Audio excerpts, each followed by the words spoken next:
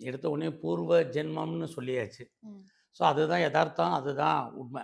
ம். ஏன்னா, ஒருத்தங்க ஒரு நட்சத்திரத்தில பிறக்குறாங்க அப்படின்னா, அவங்க போன ஜென்மத்தில அந்த நட்சத்திரத்தினுடைய நடக்கிற காலத்தில தான் அவங்க இறந்திருப்பாங்க. ம். அத ஒட்டி தான் இந்த ஜென்மத்தில அவங்களுடைய பிறப்பு இருக்கும். ஓகே. ஸோ அதுதான் எதார்த்தம். இதுதான் உண்மை. ஸோ நம்முடைய போன ஜென்மத்தினுடைய தொடர்ச்சி தான் ஜோதிடமே ம்.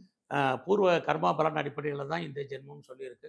அப்படி பார்க்கிறபோது போன ஜென்மத்தினுடைய தொடர்ச்சி தான் இந்த ஜென்மம். ம். ஸோ போன ஜென்மத்தில நம்ம வந்து எந்த நட்சத்திரத்தில நடந்துட்டு இருக்கும்போது நம்ம இறந்திருக்கோமோ, ஓகே. அதுக்கப்புறமா தான் நம்ம அந்த நட்சத்திரத்தின் அடிப்படையில தான் நம்ம பிறப்போம். ம். அதனால தான் ஒரு இப்ப நீங்க கேட்டவுனே எடுத்தவுனே முதல் நட்சத்திரமே பரணின்னு தான் சொன்னீங்க. ஏன்னா முதல் நட்சத்திரம் அஸ்வினி. ம். ஆனா நீங்க கேட்கிறது என்ன கேட்கிறீங்க? சார் பரணி நட்சத்திரத்தில பிறந்தவங்களுக்கு எப்படி இருக்குன்னு. ம்ஹ்ம். ஸோ அப்ப பரணிங்கும்போது இது சுக்கிரனுடைய ஒரு நட்சத்திரம். ம். இப்ப சுக்கிரனுடைய நட்சத்திரங்கும்போது இப்ப ஒருத்தர் பரணி நட்சத்திரம் பிறந்தாலே அவர் சுக்கிர திசையில பிறந்திருக்காருன்னு அர்த்தம். ம். பிறக்கும்போதே. ஓகே. ஸோ அது சுக்கிர திசைங்கிறதுக்கு சுமார் 20 ஆண்டுகள் அதுக்கு சுக்கிர திசைக்கு. ம். அப்ப அவர் போன ஜென்மத்தில அந்த சுக்கிர திசையில ஏதோ ஒரு காலகட்டம் நடக்கும்போது ம். அவர் இறந்திருப்பார். ஓகே. அதுக்கு அடுத்து தான் அந்த மீதி இருக்கக்கூடிய காலத்தில தான் அவர் பிறந்திருப்பார். ம். அதனால தான் ஜோதிட சாஸ்திரத்தில சுக்கிர திசை செல்லிக்கு இருப்புன்னு அவங்க எழுதியிருப்பாங்க. ம்ஹ்ம். அது எழுதுறதுக்கு காரணம் போன ஜென்மத்தில முடிஞ்சதுக்கப்புறம் மீதி இருக்கக்கூடிய காலத்தில, ம். அந்த 20 வருஷத்தில அவங்க போன ஜென்மத்தில எத்தன வருஷம் வாழ்ந்து அந்த கடைசி தசை நடக்கும்போது வாழ்ந்திருக்காங்களோ,